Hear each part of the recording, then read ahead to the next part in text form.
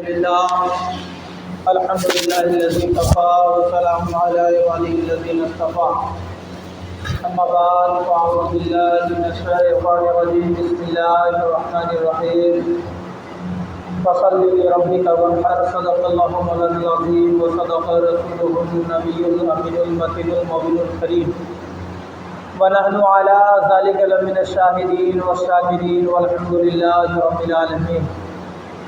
آئیے ایک بار شمی وقت ہدایت مصطفیٰ جان رحمت نوبہار شفاعت قاسم کنز و نعمت ختم دور رسالت کی بارگاہ عالیہ میں جہاں سید الملائکہ حضرت جبریل امی بلا اجازت نہ جائیں، اس بارگاہ کونین میں جہاں 70,000 فرشتے صبح 70,000 فرشتے شام حاضری دیا کرے، ہم اور آپ بڑی عقیدت اور محبت کے ساتھ ایک مرتبہ بلند آواز سے والے انداز میں پڑھے درود پاک اللہم صلی علی سیدنا شفیعنا مولانا محمد بارک وسلم صلی علیہ وسلم علیک یا حبیبی یا سیدی یا رسول اللہ صلی اللہ تعالی علیہ وسلم۔ عزیزان ملت اسلامیہ، میں نے قرآن مجید فرقان حمید کی بہت ہی مشہور و معروف آیت کریمہ کو اپنا موضوع سخن بنایا۔ رب تبارک و تعالیٰ قرآن مجید میں ارشاد فرماتا ہے فصلی لربک وانحر، تو آپ اپنے رب کے لیے نماز پڑھیے اور قربانی کیجیے۔ میرے ملت کے نوجوانوں، عشر ذی الحجہ، آواز چلی گئی کیا؟ عشر ذی الحجہ یعنی ذی الحجہ کی 10 تاریخ کو پوری دنیا سنیت حضرت ابراہیم علیہ الصلوۃ والتسلیم کی سنت کو ادا کرتے ہیں، اور یہ ایک ایسا عمل ہے کہ اس دن اگر کوئی انسان ڈھیروں بھر سونا اگر صدقہ اور خیرات کرے تو اتنا اس کو اجر نہیں ملتا جتنا کہ خون کا ایک قطرہ زمین پر گرنے سے بندے کو ملتا ہے۔ عزیزان ملت اسلامیہ، قربانی کے ایام 3 دن ہیں اور 2 راتیں ہیں، یعنی عشر ذی الحجہ کے صبح صادق سے لے کر 12ویں کے غروب آفتاب تک، یعنی قربانی کے وقت ایام میں کر سکتے ہیں۔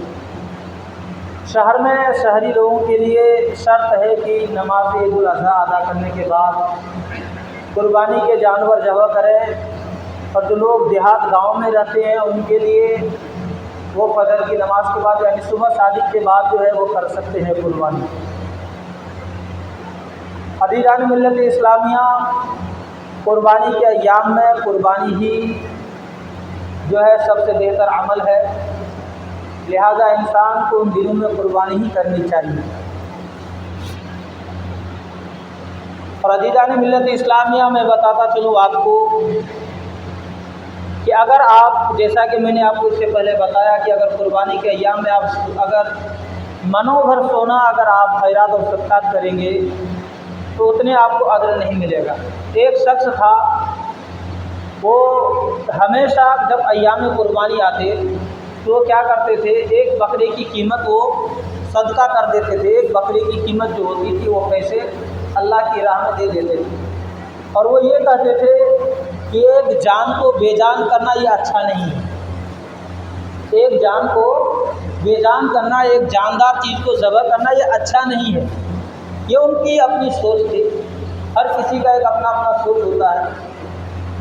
تو اس نے ایک دن خواب میں کیا دیکھا کہ قیامت قائم ہو چکی ہے اور لوگ اپنی اپنی سواریوں پر سوار ہو کر جنت کی طرف جا رہے ہیں، وہ اکیلا کھڑا پیدل چل رہا ہے۔ وہ شخص جو ہے اکیلا کھڑا پیدل چل رہا ہے، اس کے دل میں خواہش ہوئی کہ آخر اللہ تبارک و تعالیٰ نے کون سی نعمتوں، کون سی نیکیوں کے بدلے میں انہیں اتنی بڑی نعمت عطا کی کہ میں پیدل کھڑا چل رہا ہوں اور اتنے سارے لوگ ہیں جو سواریوں پر سوار ہو کر کے جا رہے ہیں۔ آخرکار انہوں نے ایک شخص سے پوچھا کہ بھائی ان لوگوں نے کون سی نیک کام کیا کہ رب تبارک و تعالیٰ نے اس کو اتنا بڑا انعام و اکرام آج نوازا ہے کہ جس پر یہ سوار ہو کر جنت میں جا رہے ہیں اور میں ہوں جو پیدل کھڑا جا رہا ہوں۔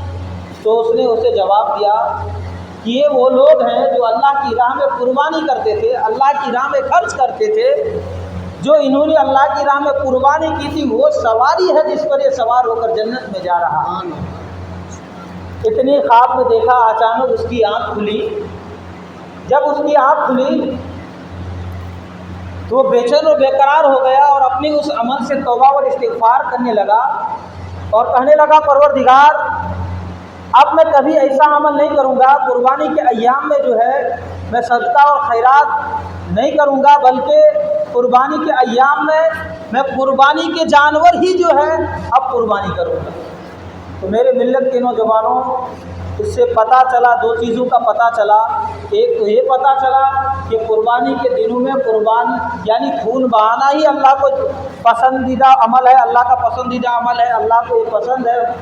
اور دوسری چیز پتہ یہ چلا کہ جس جانور کی ہم قربانی کرتے ہیں یہ قیامت کے دن ہماری سواریوں کے کام ہوں گے، جس پر ہم سوار ہو کر جنت میں داخل ہوں گے۔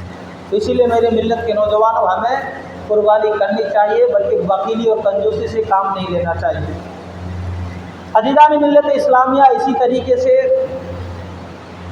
ایک مسئلہ میں آپ کے سامنے اور واضح کر دوں کہ ہم لوگ جو ہے قربانی کے جانور کو ذبح کرتے ہیں، لیکن گوشت میں جو ہیرا پھیری کر دیتے ہیں، اور خاص کر مشترکہ جانور میں ہوتا ہے ایسا مسئلہ۔ مشترکہ جانور میں یہ ہوتا ہے کہ بڑے جانور میں جو ہے 7 لوگ شریک دار ہوتے ہیں، اور 7 لوگ جب شریک دار ہوتے ہیں تو جب گوشت تقسیم کرنے کا وقت ہوتا ہے تو ہم لوگ کیا کرتے ہیں، اس میں اٹکل سے جو ہے تو حصہ لگا کر کے بانٹ دیتے ہیں۔ کتابوں میں آیا ہے کہ اٹکل سے حصہ نہیں بانٹنی چاہیے، نہ ہی گوشت جو ہے اس طرح سے تقسیم کرنا چاہیے۔ اس سے کیا ہوتا ہے، اگر کسی کے حصے میں زیادہ چلا گیا اور کسی کے حصے میں کم چلا گیا تو اس کے معاف کرنے سے بھی یہ نہ ہوگا، کیونکہ یہ حق شرع ہے، یہ حق شرع ہے، اور حق شرع کے لیے ضروری ہے کہ آپ کو وزن کر کے تول کر کے ترازو میں گوشت کو برابر کرنا ہوگا۔ تو ہم لوگ جو ہے تو اس سے کافی غفلت برتتے ہیں، بس جانور جب ہو گئے اور سوچتے چلو بھائی کسی میں تھوڑا کم جیسے ہو گیا تو ہو گیا، کیا دقت ہے، نہیں، یہ حق شرع ہے، تول کر کے برابر تقسیم کرنے چاہیے۔ عزیزان ملت اسلامیہ، ایک شخص کا بیان ہے، ایک شخص بیان کرتے ہیں کہ میں ایک شخص کے پاس گیا جس کی طبیعت بہت زیادہ علیل تھی، سمجھے جاکنی کے عالم میں تھے۔ میں اس کے پاس گیا تو میں نے اس کو کلمہ کی تلقین کرانا چاہا، میں نے اس کو کلمہ پڑھاتا رہا، تلقین کرایا بار بار، لیکن اس کی زبان میں کلمہ نہیں آتے تھے، کلمہ شہادت وہ نہیں پڑھ پا رہا تھا۔ جب اس کو تھوڑی دیر کے بعد افاقہ ہوا، یعنی اس کو ہوش آیا، تو میں نے اس سے پوچھا کہ بھائی میں تجھے بار بار کلمہ کی تلقین کرا رہا تھا، کہ تجھے کلمہ کی تیری زبان پہ کلمہ کیوں نہیں آ رہی تھی، کلمہ کیوں نہیں پڑھ پا رہے تھے آپ؟ تو اس شخص نے جواب دیا کہ ہماری جو بٹ ہے، انہوں نے جواب دیا کہ ہمارے جو ترازو کے دستے کی جو نوک ہے، ہمارے ترازو کے جو دستے کی جو نوک ہے وہ ہماری زبان پر آ کر کے روک پیدا کر رہا تھا، وہ ہمیں روک رہا تھا، میں تو چاہ رہا تھا پڑھنے کے لیے، لیکن جس سے جو ترازو جو ہوتا ہے، جس سے ہم وزن کرنے کے لیے ہاتھ سے پکڑتے ہیں، وہ جو ہے تو میری زبان پہ آ کر کے روک پیدا کر رہا تھا، اور میں پڑھنا چاہ رہا تھا لیکن پڑھ نہیں پا رہا تھا۔ تو اس نے کہا اللہ اکبر، آپ ناپ تول میں کم اور زیادہ کرتے تھے؟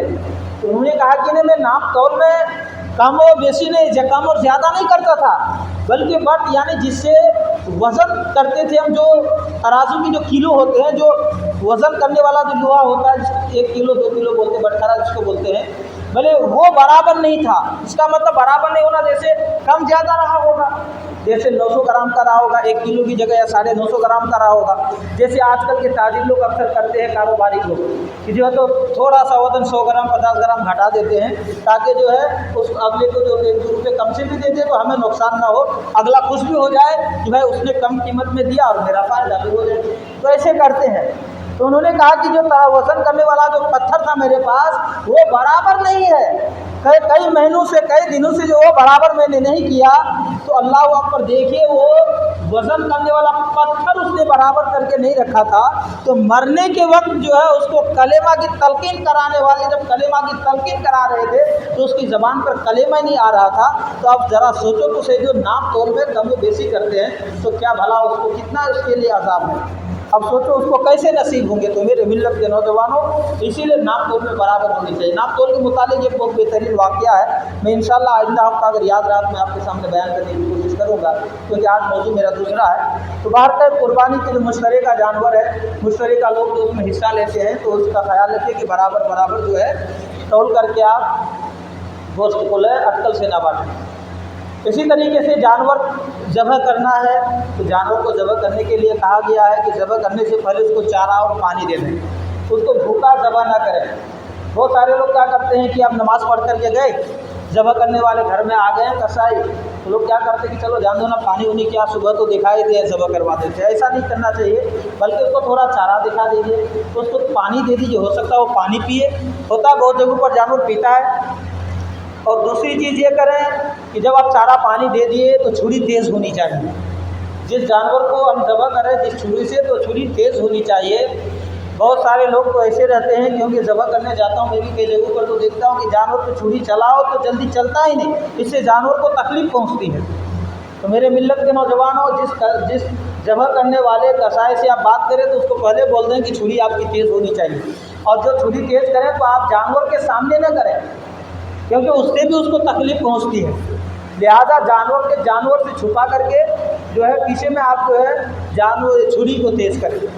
और जब जानवर ज़बह करें तो जानवर को बाएं पहलू पर इस तरह लेटाएं कि उसका मुंह किबला की तरफ हो और सर जनूब की तरफ हो। अपना दाहिना पैर उसके पहलू पर हो और दुआ पर इन्नी वजह तो वजह लिल्लज़ी फ़तरस-समावाति वल अर्ज़, जो दुआ है पढ़ने की, कुर्बानी की दुआ पढ़ करके जब बिस्मिल्लाह अल्लाहु अकबर पहुँचे तो तेज़ी से जानवर को ज़बह करते हैं। और ज़बह करने के बाद फिर कसाई क्या करते हैं, फ़ौरन जो हो तो खाल निकालना शुरू करते। जानवर तड़पता रहता है, वो जो है खाल निकालना शुरू कर देते हैं। मेरे मिल्लत के नौजवानों, इससे भी जानवर को तकलीफ़ पहुँचती है। एक तरफ तो हम कुर्बानी करते हैं, दूसरी तरफ उस जानवर को तकलीफ़ भी पहुँचाते हैं। तो लिहाजा जब आप कसाई से बात करें, वो क्यों गड़बड़ करते हैं, उसको दूसरी जगह जाना रहता है। आप 20,000 25,000 में जानवर खरीद रहे हैं, उसको बोलो 500 और ले लो, लेकिन हमारे जानवर ठंडे होने के बाद ही आपको ज़बह खाल उतारना है। तो मेरे मिल्लत के नौजवानों, इन चीज़ों का ख़ास ख्याल रखिए आप, क्योंकि हम छोटी छोटी सी चीज़ों को हम इसको मामूली सी चीज़ समझते हैं और इस पर गौर नहीं करते हैं। हालांकि कोई मामूली सी चीज़ नहीं है, बल्कि बहुत बड़ी चीज़ है ये।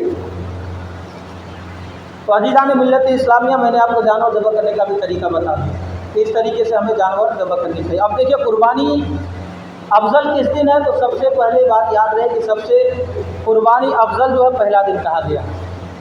बहुत सारे लोग यहाँ क्या करते हैं, कंजूसी की वजह से, पैसे बचाने की वजह से पहले दिन कुर्बानी नहीं करते। अब देखिए, जाहिर सी बात है, जो ज़बह करने वाले रहते हैं, अब वो तो अपना उनका जो फ़ी है वो तो लेंगे ही आपसे।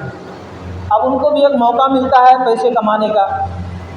तो अब आप जब 20,000 25,000 की जानवर 30,000 की जानवर खरीद करके लाते हैं, तो आप वहाँ 1,500 दे करके क्या 1,000 और 500 बचाने के चक्कर में दूसरे दिन या तो तीसरे दिन हम कुर्बानी डाल देते हैं। कहा गया है कि सबसे अफजल पहले दिन है, उसके बाद फिर दूसरे दिन है, फिर उसके बाद तीसरे दिन है। तो लिहाजा आप कोशिश कीजिए कि सबसे पहले दिन कुर्बानी करने की कोशिश कीजिए, भले 1,500 कसाई जाएगा। तो अज़ीज़ान मिल्लत इस्लामिया, आइए एक मसला मैं आपके सामने और वाज़ेह करूँ। बहुत सारे लोग सफ़र में रहते हैं कि क्या कर्ज़ लेकर हम कुर्बानी कर सकते हैं कि नहीं कर सकते। तो याद रहे, सबसे पहले कि आप कर्ज़ लेकर कुर्बानी क्यों करना चाहते हैं। कर्ज़ लेकर कुर्बानी करने की चंद सूरतें बनती हैं। बाद सूरतों में जायज़ है, मुबाह है, और बाद सूरतों में मज़मूम यानी नापसंदीदा बनती है। आप कुर्बानी कर्ज़ लेकर इसलिए करना चाहते हैं कि अल्लाह तबारक व तआला का कुर्ब हासिल होगा। अल्लाह तबारक व तआला का कुर्ब हासिल करने के लिए आप जो है कर्ज़ लेकर कुर्बानी करना चाहते हैं कि अभी मेरे पास पैसे नहीं है, कल पैसे आएंगे मैं दे दूँगा। आज मेरे पास पैसे नहीं है, लेकिन उम्मीद है कि कल मेरे पास पैसे आएगा, मैं काम किया हुआ हूँ, कहीं मेरा पैसा अटका हुआ है। या फिर जो है क्या कहते हैं कि मैं कल काम कर लूँगा, 2,000 3,000 हिस्से में आएगा, मैं दे दूँगा। तो एक अच्छा अमल है। कुर्बानी वाजिब नहीं है आप पर, नफिल कुर्बानी है, लेकिन ये अच्छा अमल है। आप अगर ऐसी सोच है, अगर आप इस तरह की कुर्बानी करना चाहते हैं तो बहुत बेहतरीन अमल है, आप कीजिए। लेकिन बाज़ वक्तों में ऐसा होता है कि कोई शख्स ऐसा रहता है जो हर साल कुर्बानी कराते हैं वो अपने नाम से। हर साल वो मालिक निसाब होते हैं। मालिक निसाब से मुराद कोई जिनके पास 7.5 तोला सोना या 52 तोला चांदी हो, या फिर माल तिजारत हो, या फिर मिसाल के तौर पर समझिए अभी की डेट में मेरे ख्याल से 50-55 हज़ार रुपये जो है अगर जिनके पास हो तो मालिक निसाब बन जाते हैं। तो अगर इतनी पैसे आपके पास हो तो आपको कुर्बानी वाजिब है। اب زکوٰۃ کے مسئلے میں آتا ہے کہ سال کا گزرنا ضروری ہے، لیکن قربانی کے مسائل میں یہ ہے کہ ان 3 دنوں میں سے یعنی 10 ذی الحجہ، 11ویں ذی الحجہ، 12ویں ذی الحجہ میں سے کسی دن بھی اگر آپ کے پاس پیسے آ گئے تو آپ پر قربانی واجب ہو جاتے ہیں۔ تو تو اگر آپ ہر سال مالی کے نصاب میں قربانی کراتے ہیں، اب اس سال آپ مالی کے نصاب نہیں ہیں اور آپ سوچتے ہیں کہ یار میں ہر سال قربانی کراتا ہوں، لوگوں میں معروف ہے، مشہور ہے، آپ سوچتے ہیں کہ اس بار اگر میں قربانی نہیں کراؤں گا تو لوگ کیا کہیں گے؟ لوگ کہیں گے ارے فلاں صاحب نے تو اس بار قربانی نہیں کرایا۔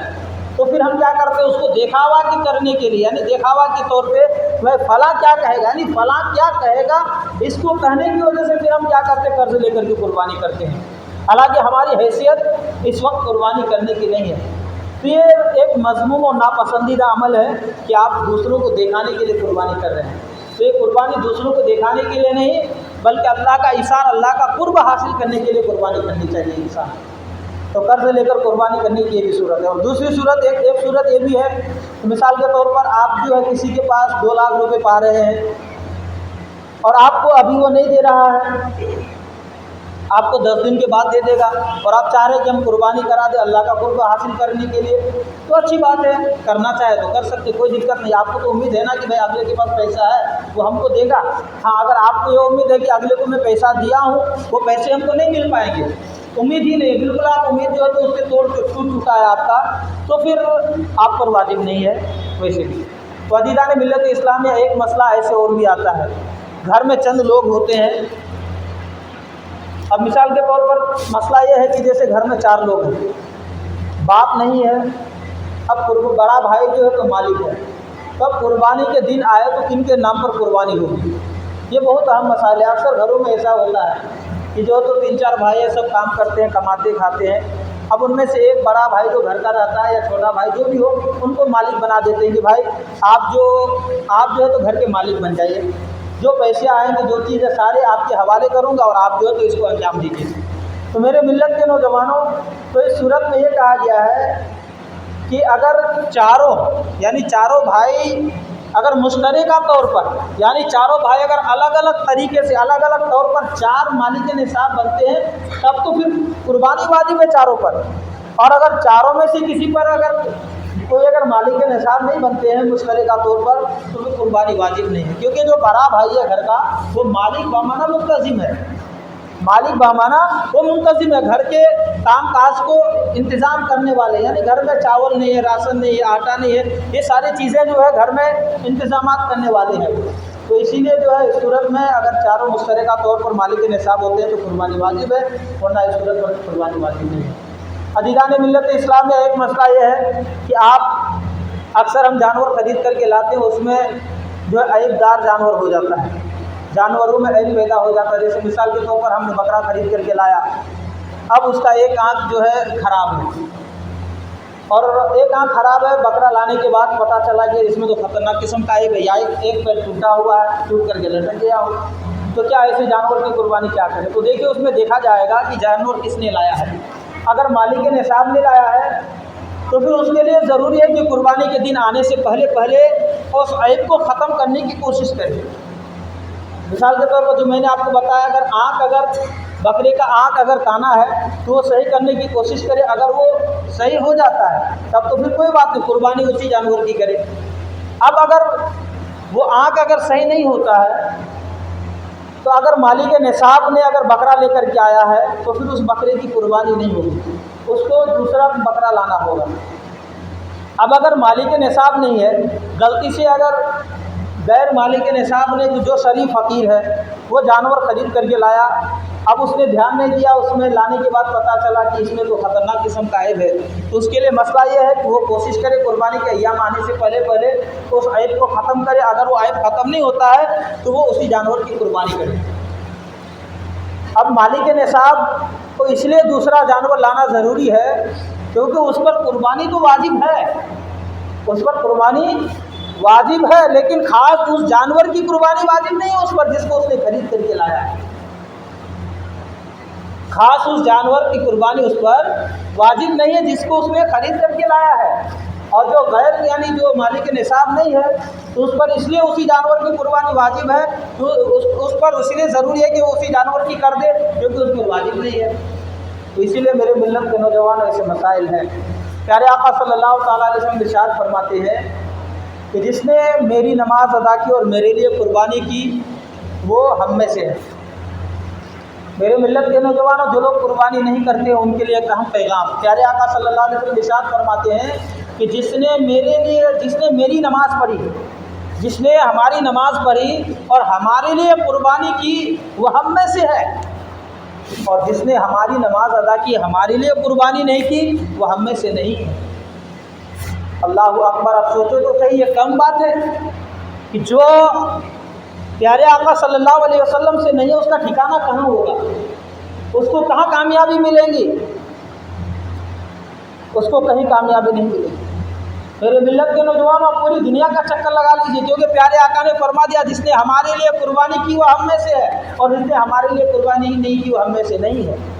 اور آگے فرماتے ہیں ہماری امت کے نیک لوگ قربانی کرتے ہیں۔ کون لوگ؟